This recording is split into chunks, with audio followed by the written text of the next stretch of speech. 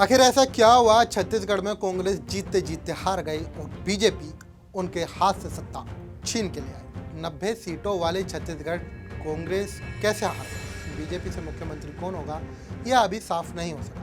पहले बात कर लेते हैं परिणामों पर। छत्तीसगढ़ एक ऐसा राज्य है जहां 3 महीने पहले तक खुद बीजेपी के नेता इस बात को कहीं ना कहीं मान रहे थे कि इस बार सत्ता में वो नहीं लौट रहे। कांग्रेस हर बार 75 से अधिक सीटें जीतने का दावा कर रही थी, पर चुनाव परिणाम एकदम उलट आए। आइए समझते हैं उन कारणों को जिनके चलते बीजेपी राज्य में सरकार बनाने जा रही है। अति आत्मविश्वास के पहाड़ पर बैठी कांग्रेस के हाथ से सत्ता कैसे छिन गई? चुनाव में जातीय समीकरण अहम रोल अदा करता है। ओबीसी वोटर बीजेपी और कांग्रेस दोनों को ही वोट करता है, लेकिन इस बार कांग्रेस ओबीसी की अलग अलग जातियों का समीकरण बैठाने में सफल नहीं रही। साहू समाज का एक बड़ा वोटर बैंक जिसने 2018 के चुनावों में कांग्रेस को वोट किया था, इस बार उसे छिटका दिखा। छत्तीसगढ़ के मीडिया रिपोर्ट्स के अनुसार कांग्रेस सोशल इंजीनियरिंग करने में भी असफल रही। कांग्रेस का सबसे बड़ा वोट बैंक गांव में था। कांग्रेस उसी के आधार बनाकर चुनाव लड़ रही थी।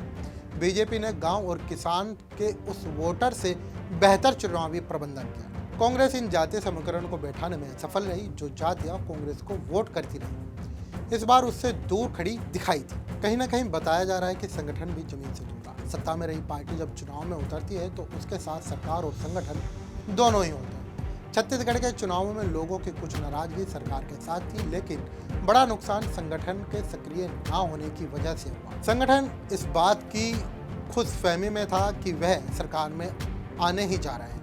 संगठन के बूथ स्तर पर ना तो मैनेजमेंट किया और ना ही वोटरों के घर तक निकलने में दिलचस्पी दिखाई। सरकार और संगठन में एक तरह की दूरी दिखाई दी। संगठन की उपेक्षा भी बीते 5 सालों में दिखाई। इसका साफ असर चुनावी परिणामों में दिखा। कांग्रेस अपनी सफाई में कुछ भी कहती रहे, कोर्ट में क्या साबित हो पाए ये वक्त बताएगा, लेकिन कांग्रेस के ऊपर भ्रष्टाचार के आरोप एक तरह से नत्थी हो गए। इन चुनाव के वक्त महादेव ऐप के प्रकरण ने भी इस धारणा की पुष्टि की। जानकार कहते हैं इससे इनकार नहीं कर सकते, भ्रष्टाचार के आरोप के कारण कांग्रेस को नुकसान हुआ है। आम वोटर के दिमाग में यही संदेह गया है कि यह सरकार किसी न किसी रूप में भ्रष्टाचार के मामलों में शामिल होती दिख रही है। भूपेश अपनी सरकार की एक नीट एंड क्लीन इमेज नहीं बना सके। कुछ लोग कहते हैं विकास कार्य भी नहीं हुए। बीते 5 सालों में भूपेश सरकार का मुख्य फोकस छत्तीसगढ़ी संस्कृति और किसान रहे।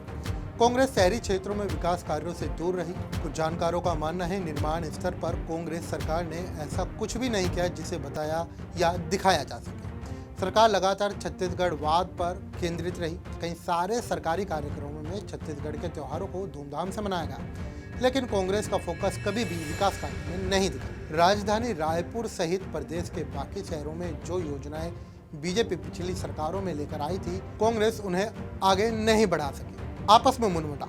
कांग्रेस सरकार खेमों में बटी नजर आई। टीएस सिंहदेव और भूपेश बघेल के बीच में खटपट की यह बात कोई सीक्रेट नहीं थी। 2.5 साल मुख्यमंत्री पद को लेकर शुरू हुआ विवाद आखिर के 2 साल तक सरकार को 2 गुटों में स्पष्ट रूप से बांट चुका था। टीएस और भूपेश में नहीं बनती थी यह बात कांग्रेस में जग जाहिर थी। टिकट वितरण में भी यह मनमुटाव दिखा। दोनों ही खेमों के लोग यह चाहते थे कि टिकट में उनकी चले, ताकि जीतने के बाद मुख्यमंत्री बनने में उनका खेमा मजबूत हो सके। टिकट वितरण में यह रस्साकसी भी हार का एक वजह है।